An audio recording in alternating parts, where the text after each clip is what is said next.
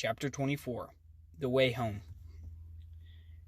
Daniel remembered a feeling of weightlessness and the sound of distant voices calling his name. He wanted to tell the voices to go away, that he was too tired to get up, but the voices were insistent as the weightlessness gave way to the return of gravity and the feeling of soft earth under his back. When he opened his eyes, it was still dark, but now it looked as if someone had poked a tiny pinpricks into the blackness. He was looking up at a field of stars, at a clear night sky. It was a welcome sight. "He's coming too," said a girl's voice to his left. "Daniel?" "Give him a moment," whispered another. "Man, he fainted just like a girl."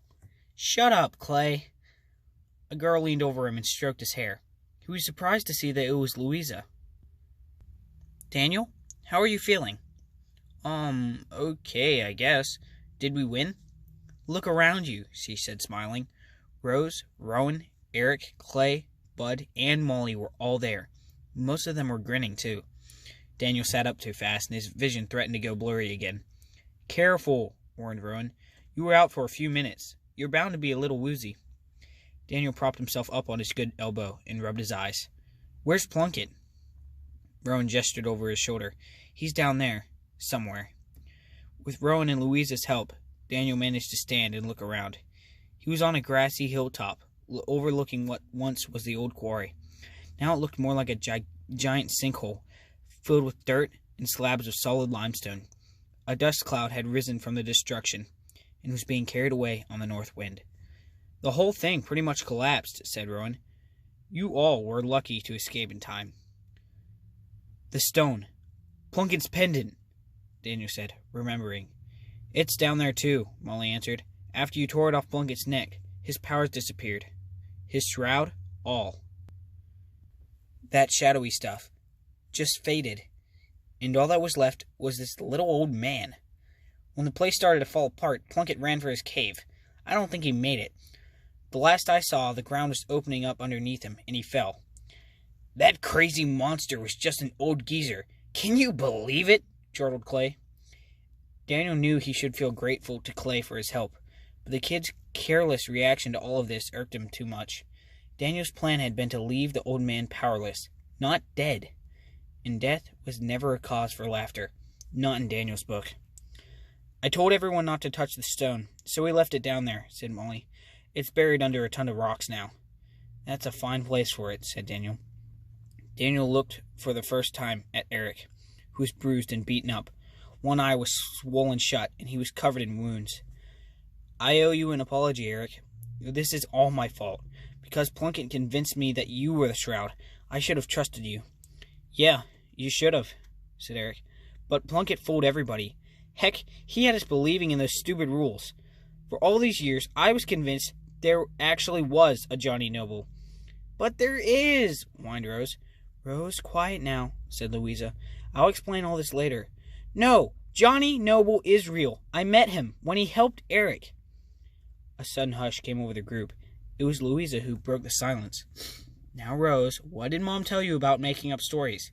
"It's not a story," Rose said. "Eric was sleeping, and during the fight, Johnny Noble appeared in the cave and woke him up. He fixed him and then flew away, faster than even Molly.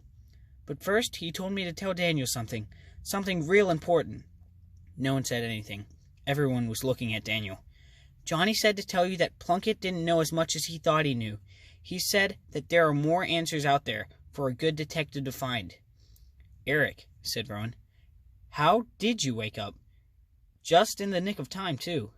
I don't know. I just woke up. I heard the fighting outside, and, well, y'all saw the rest. I don't remember anyone else around, though."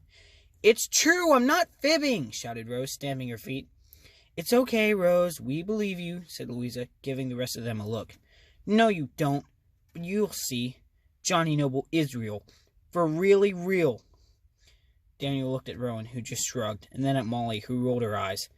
He remembered all that Plunkett had told him in the cave, about the real Johnny and the children of the fire, but he didn't say anything.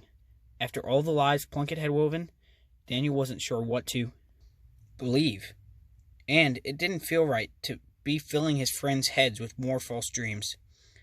"Clay," said Eric, changing the topic, "I want to thank you for what you did. You really surprised us all. Yeah? Well, you can take your thanks and shove it. If I wasn't here for you bunch of losers, I was here for me. He leaned in close and practically growled.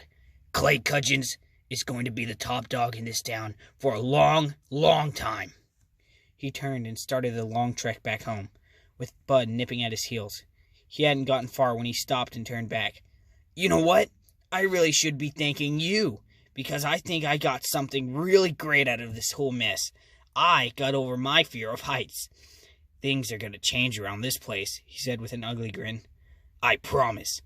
Then he turned and disappeared into the trees.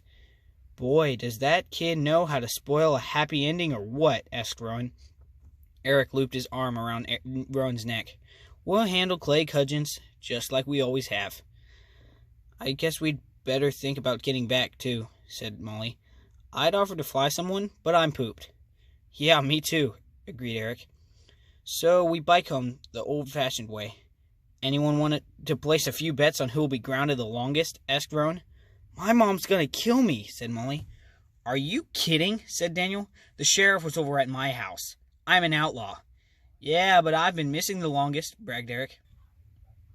The supers of Nobles Green went on teasing each other for the next mile, until they encountered another patrol car with its flashing red lights. Only this time, they didn't bother to hide.